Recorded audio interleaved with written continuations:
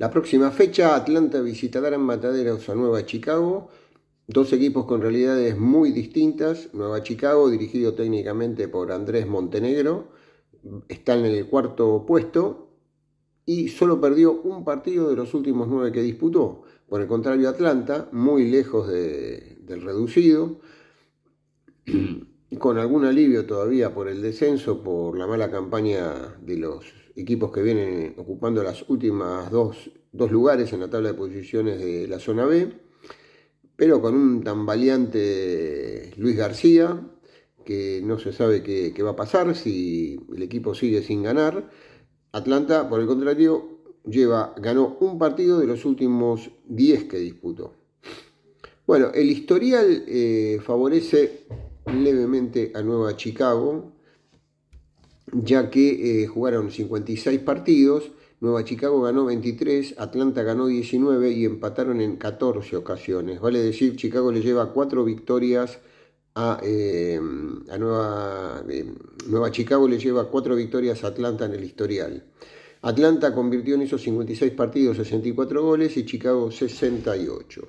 La primera vez que se enfrentaron fue en 1948 por la 10ª fecha de la zona A de la ronda clasificatoria del campeonato de segunda de ascenso, así se denominaba entonces lo que luego fue la vieja primera B, y en ese primer partido entre ambos, Chicago le ganó en Mataderos al Bohemio por 3-0. La última, recordamos que el último partido que jugaron por la primera rueda en Villa Crespo, igualaron 0-0.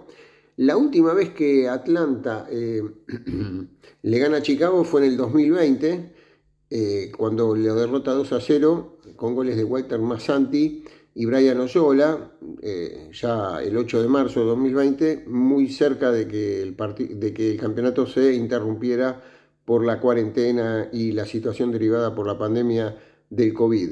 Esa fue la última victoria de Atlanta sobre Chicago, hace 4 años. Ahora, como visitantes jugaron en el 2022 y Chicago ganó 1-0 haciendo de local en Defensores de Belgrano. El último partido de Atlanta Matadero fue en el 2021 y también perdió 1-0 allá con gol de Horacio Martínez de penal. El último triunfo de Atlanta en Matadero fue exactamente en el 2011. Le ganó 1-0 con un recordado gol de Lucas Mancinelli en la temporada en que Atlanta salió campeón de la B Metropolitana y luego ascendió a la B Nacional. Finalmente, Atlanta en Mataderos, visitando a Chicago, jugó 27 partidos. Ganó 6, empató 8 y perdió 13. De esos 27 partidos, 25 fueron en Mataderos, como dijimos, y 2 fueron con Chicago haciendo de local en otras canchas. El ya citado en 2022 en Defensores de Belgrano y en 1985 cuando Chicago jugó como local en Platense. Los goleadores del historial, el que más goles hizo es Norberto Calandria de Nueva Chicago, un jugador que actuó en la década del 50, que le hizo 6 tantos a Atlanta. Y luego en el historial tenemos a Luis Bravo, José María de Atlanta, José María Castanino y Carlos Acuña de Chicago y Cristian Gómez de Chicago con 3 goles cada uno. Y ahora vamos a los jugadores que vistieron la casaca de ambas instituciones. Comenzamos cronológicamente desde la década del 20, donde tenemos los mellizos Luis y Enrique Galeano, que jugaron en ambas instituciones. Esos mellizos estuvieron en el primer partido que Atlanta jugó en Villa Crespo, frente a River, cuando se inauguró, que recordamos la semana pasada.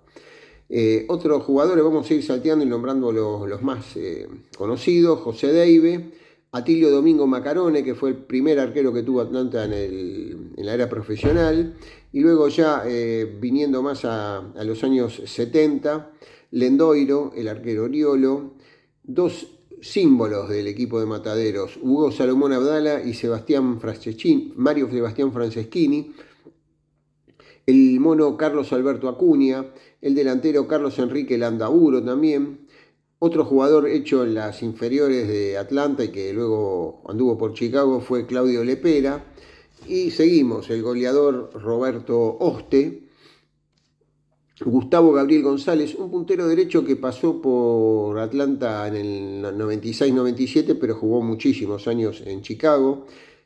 El mismo caso que el defensor César Hugo Couseiro, que pasó por una temporada en Atlanta, pero en Chicago jugó bastante, él y su hermano.